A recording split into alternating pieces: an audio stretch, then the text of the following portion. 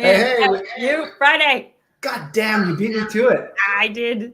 I'm too loud on your. You got to turn me down. I did can already. hear myself. Okay. It's FU Friday. It's FU Friday. It's my favorite day. We have an interesting twist on FU Friday today.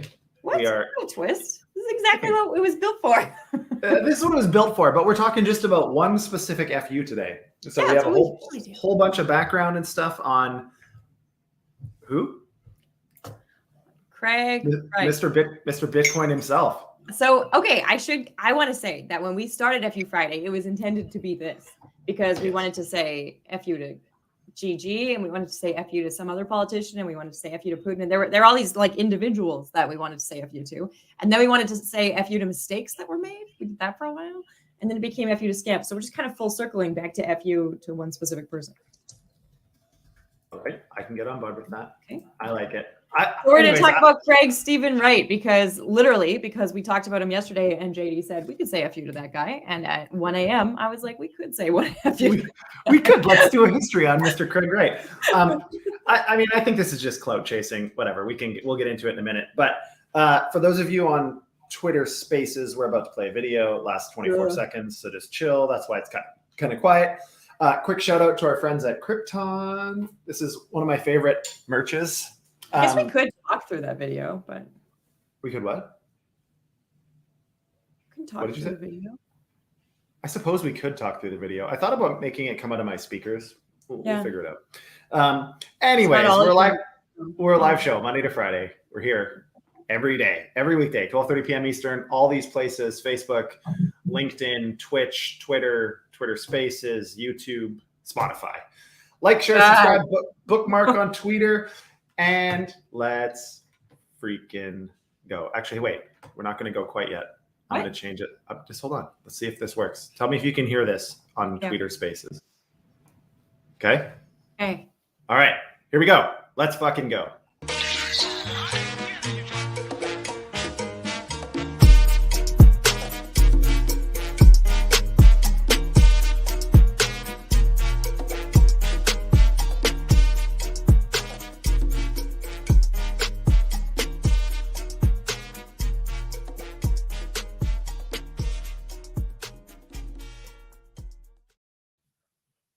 All right.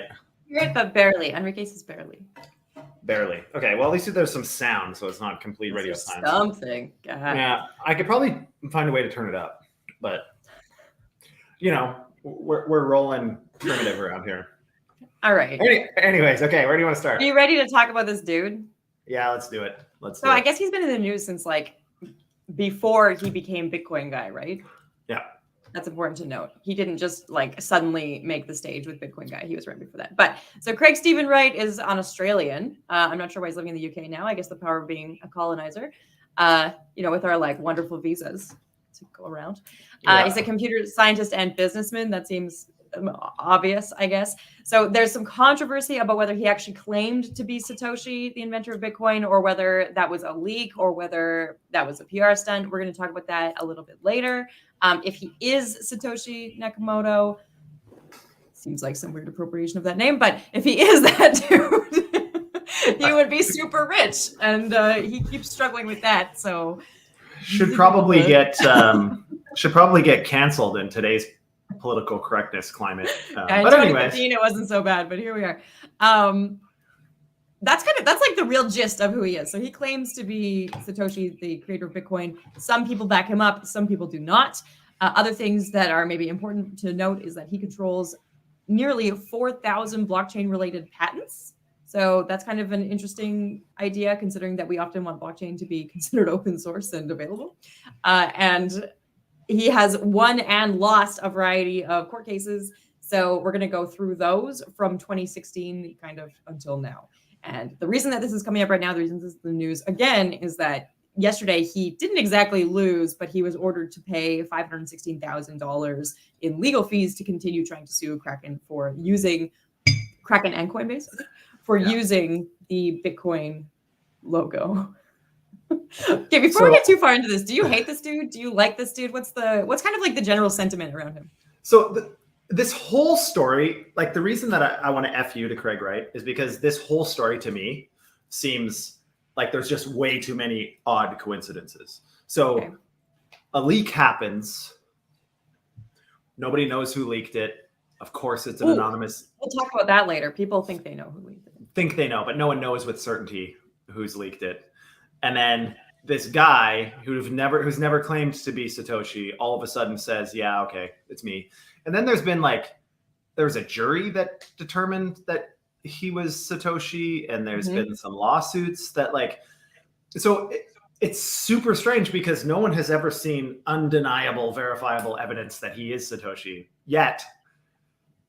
There's legal proceedings in different jurisdictions globally that are saying he is. And I mean, okay, so if you were Satoshi, let's think about this objectively. If you were Satoshi and you went, however many years without anybody knowing, 4 or 5 years at the time when this all happened, 4 or 5 years, nobody knowing, then all of a sudden there's a leak. And then obviously if it was you at that point, like he was being sued by everybody, his house was raided, like all this stuff. We can probably get into some of that. But I mean, you would think that he would come out with verifiable proof that he is then at that point. He's also like a multi-billionaire if he's Satoshi. And so, I mean, you would think that there would be, once he's outed, he's going to have to pay tax at some point on all of those holdings. And he's, there's a lot of obligations that are going to happen here that I think he probably would be forced to prove it. And I think we would have seen a lot more meaningful action, but I don't know. The whole thing just, it stinks. And so I say F you to Craig Wright because he's also one of those like crazy egotistical type guys. Like he's always out there spouting off about how he's like the king of Bitcoin. And I mean, I feel like the whole Satoshi like motif was all about like privacy, anonymity, like that whole thing. So to see like this and these lawsuits about being Satoshi, even if it was him, if he's really Satoshi and really had the same philosophy, I don't think he ever would have allowed any credit to be taken. Interesting. Okay. So that's my thought. I guess this is why people like Vitalik, right? He's pretty humble. Yeah. I don't know if Vitalik cannot be humble. I think it's like a mental affliction, but he's just he's a super smart dude, but he's not super arrogant publicly. He can be apparently, but I'm sure he can be, especially now, but like, he never, I don't know. I don't think that he makes these claims in this grandiose way, right? Which maybe is true. Russian Canadian, but I mean, I don't know. I think Vitalik's done a lot of good for the space. In terms of being a steward, in terms of, representing smart contract and blockchain technology for the last decade almost. More so than anybody else, I think. Vitalik's kind of been out front and center. Craig has just been trying to, at least my interpretation of this, is Craig has just been trying to suck up attention. Yeah. Whereas so on Vitalik is just sharing. Yeah. Late 2015, early 2016 is when Craig Wright came out as being the founder of Bitcoin. I just want to read some quotes because I love quotes. So in his blog post and in the media that followed, he said, this is in 2015, 2016, he said, "I have been silent, but I have not been absent. I have been engaged with an exceptional group and look forward to sharing our remarkable work when they are ready." And then John Matanis, who is the founding director of the Bitcoin Foundation, said, "According to me, the proof is conclusive, and I have no doubt that Craig Stephen Wright is the person behind the Bitcoin technology, Nakamoto consensus, and the Satoshi Nakamoto name." And there's another one by Gavin Anderson, chief scientist at the Bitcoin Foundation. "It would be better if Satoshi Nakamoto was the codename for an NSA project or an artificial intelligence sent from the future to advance our primitive money." So they're really like putting him on this pedestal. There's another weird data point in the article that I have to bring up because I cannot. Okay. It says that if he is indeed Satoshi, he could possess around 1 million Bitcoins worth 450 million. I don't know what. From 2016. Yeah, I was going to say, I don't know what calculator they used. I didn't realize that was from 2016. Okay, that makes sense. I was going to say that's like 31 billion right now. This was in 2016. Okay. Never mind, ignore me. That's the second time today. I know. The second time today I've told you to ignore me. Okay. So I find this really interesting because basically he comes out, he says, yes, it's been leaked. I am the founder of Bitcoin. I'm going to write a blog article about it, and there's going to be some press about it and some PR about it. And the Bitcoin Foundation is going to back me in being the founder. And I find this interesting because that looks really strongly like a political move to me from the Bitcoin Foundation. That looks to me like they were under scrutiny. There's not a lot of answers, and they're looking to kind of put a face to the name and do a PR stunt and choose to back it, right? And like, I don't really know what they would get out of that. But again, this is like what strikes me about this whole situation is this would in fact go against everything Bitcoin stands for in terms of decentralization, no single point of failure, no one entity has potential to influence anything. So like for both the foundation to come out supporting this and for Craig Wright, it's so okay. But the Bitcoin Foundation's sole purpose is to restore the reputation of Bitcoin after several scandals. Yeah. So to me, this is like just crisis management. Yeah, it seems it's like contrary to their entire ethos. So it's just it's contrary to the ethos of the like Bitcoin white paper, but it's not contrary to the ethos of the Bitcoin Foundation. And if the people of the Bitcoin Foundation were not the founders of the Bitcoin white paper, if instead they're investors, etc., it's in their best interest to go against that ethos and manage the PR. Fair. Okay, so what happened in 2015, late 2015, early 2016? Did he say that he was Satoshi Nakamoto? Apparently not. Apparently there was a leak from his ex-employee, Jamie Wilson. It's claimed that she had a personal vendetta against him. Yeah. And so she was in an interview with Wired and leaked that it was him, which I don't know. I feel like if you had a personal vendetta against somebody, you wouldn't leak that he's super intelligent and important and creative. But, maybe other people are vengeful in ways that I am not. Unless that was like a blackmail or a threat saying, hey, like if you are outed as Satoshi, which I don't think is the case, but let's assume if you're outed as Satoshi, then all of a sudden you have tax. You're going to have people coming after you all the time. You're going to have regulators up your ass. Like that's one of the other reasons that Bitcoin has kind of stayed out of regulatory hot water so far, is because there is no entity at all that anybody knows about at all that started it. There's no one to censor. There's no one that has any amount of meaningful control. But now there might be. It just seems. So apparently, this ex-employee was fired for her history of fabricating documents. So, like, I don't know how we see that as a more legitimate version of leaking this information. But then it went to court to decide if he was Satoshi or not. And that is when he was compelled to say, yes, I am. So that's kind of interesting, too.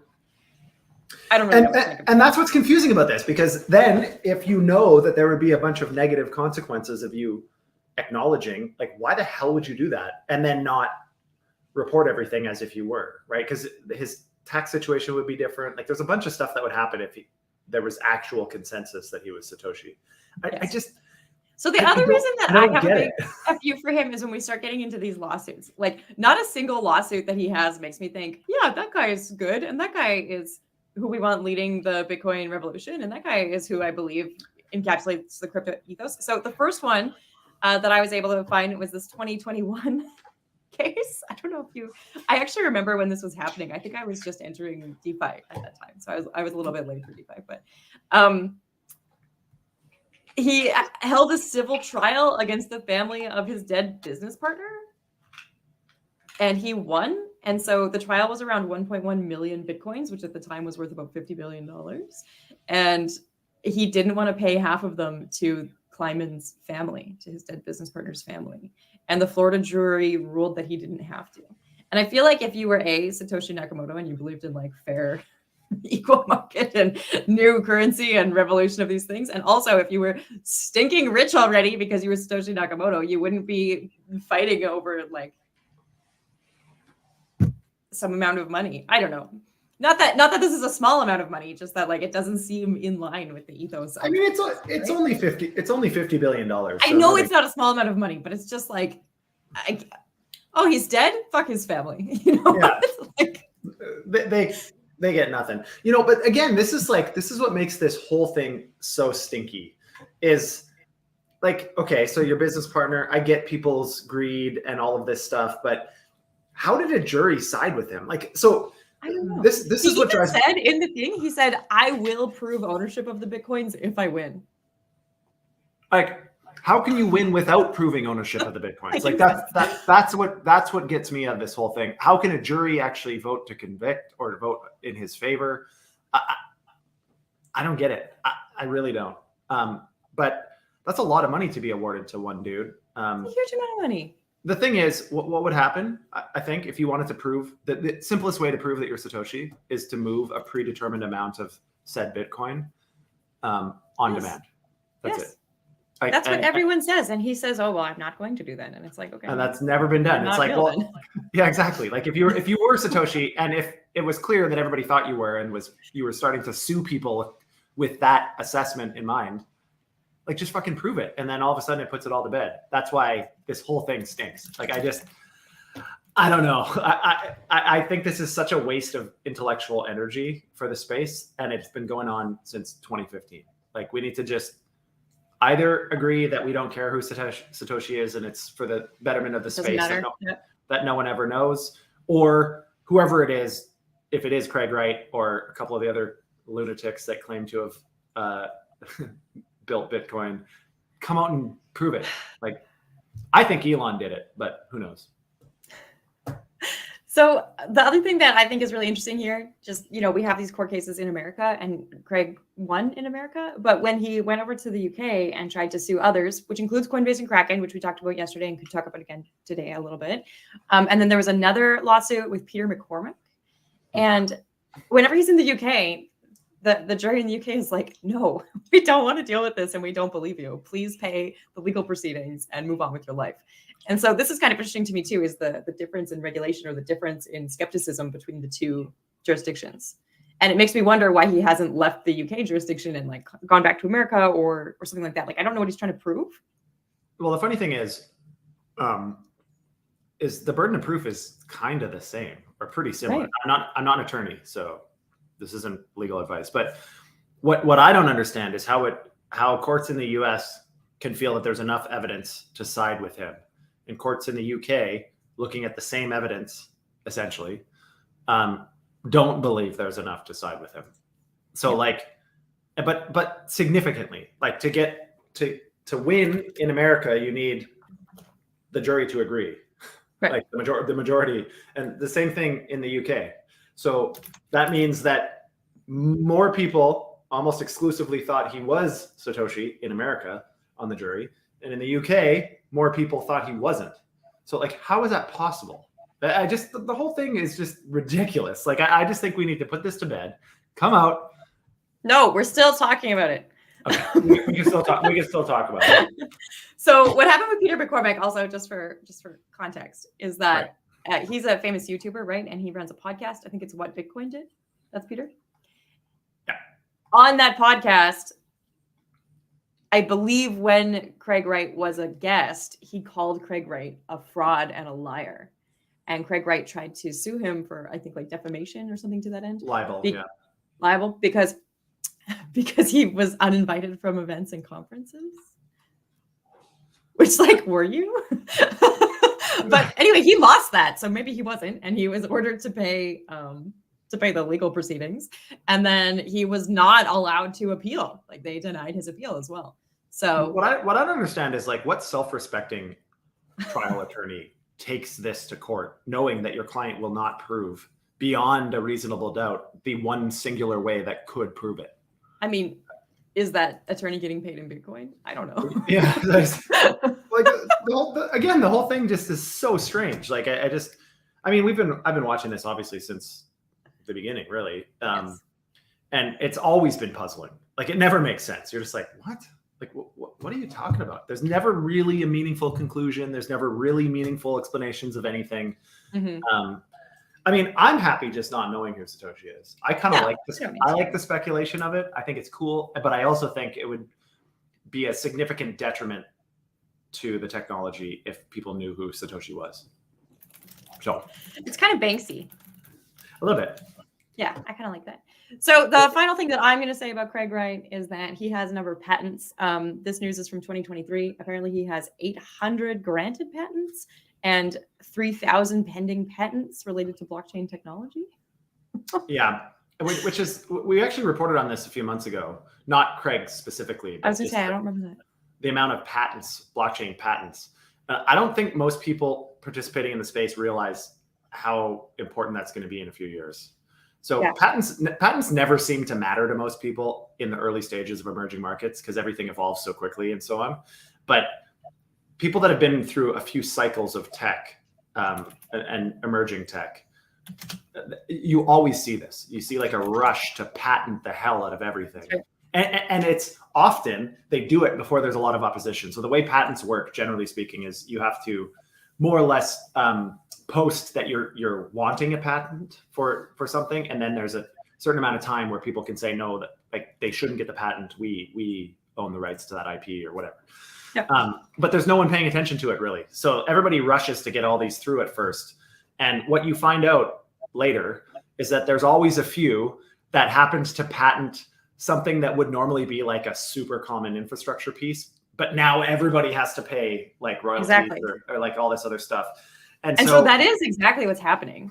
Just by the way, I'm not going to read you all 800 patents today. I mean, I could. We have 9 minutes left. But one example is from September 27th, 2022. He was granted the patent for the method for secure peer-to-peer communication on the blockchain. That's nice and big. We'll actually post so you can look at all the patents of your own free will, I guess. But then methods and devices for recording work history, improving reputation in a blockchain network.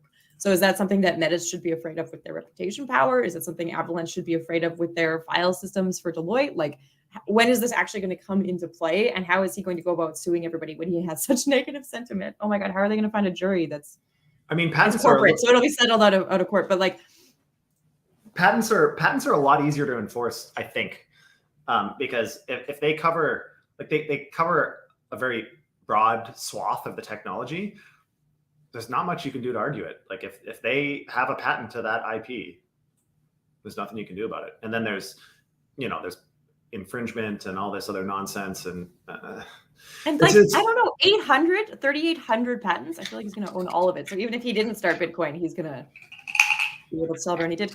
Another one is a universal tokenization system for blockchain-based cryptocurrencies. Does that mean countries should be like? Does that hurt CBDCs? I don't know. Like I don't think that implies that's the only way to launch tokens. I think he's just patenting these things so that later on, if people want to do something like this, he's always got someone to try to sue. Now, to me, this seems like his whole approach is just to litigate himself into wealth, which has been working. Obviously, to a certain extent. Well, even just to be clear, like method for secure peer-to-peer communication on a blockchain, he actually has, I've already found 5 patents for that, which means he's trying to patent all the ways that you would do it. Right? Yeah. To me, this just seems like a very sneaky, I mean, when we reported I think it was in 23 or at the end of 22, maybe, I can't remember, but no, because we didn't start until 23. So it was early on in 23. That there was already 10,000 new patents in blockchain this year. Yeah. So I mean, but he's got almost 4,000 patents. Like that's a lot, and there's a lot of things that are covered by patent, which is a challenge. Like the next wave is going to be all of this IP litigation. You're going to see it all over the place because so many things are open source, but now people are changing their open source licensing, so you can't just rip it off all the time. Uniswap v4, v3, Aave v3. Et cetera. I mean, Avalanche, all of Avalanche is a patent owned by Cornell. So, I mean, it makes sense to protect your IP. It's being done, I think, in a somewhat of a predatory way here by Craig. And the guy needs to beat it, in my opinion. That's Craig Satoshi Wright. So here's how I'll conclude today. Either prove it or beat it. And that's it. Like, I hope I never hear about this guy again. And if I do, it better be him proving it. It never will be. You know that. You know that as a fact. You would have already. Never will be. All right. I guess what are some of the other theories? Are some of the theories that like the real Satoshi has died, or that the real Satoshi is a group of people, or like? there's a lot of theories. There's a lot of people that suggest that it's maybe Elon or someone, Sergey from from Google, or some of the guys from Oracle. Like there's a lot of speculation on who it might be. Didn't we find the Bitcoin paper in Apple as a test print recently? Yeah, it was you could get it. It was part of one of the iOS upgrades or something. It was like, yeah, that's right. And it's like that. I don't think has anything to do with it. I think that was just that was just I think it was just a super nerdy Apple person. I'm just teasing. What I'm saying is that we'll never know. We'll never know. I don't think. I agree with you. All right. So we're a live show Monday to Friday, 12:30 p.m. Eastern. Like, share, subscribe, help us share the love. Lindsay, sup? And Monday. FU Craig Wright. FU Craig Wright. On Monday, we do the weekend roundup. So make sure you go spend some time with your family, touch grass. We'll cover the news. Promise you the space will still exist on Monday, and we have you covered for whatever happens over the weekend. With that, I say to you, Ceara, today, go FUD yourself.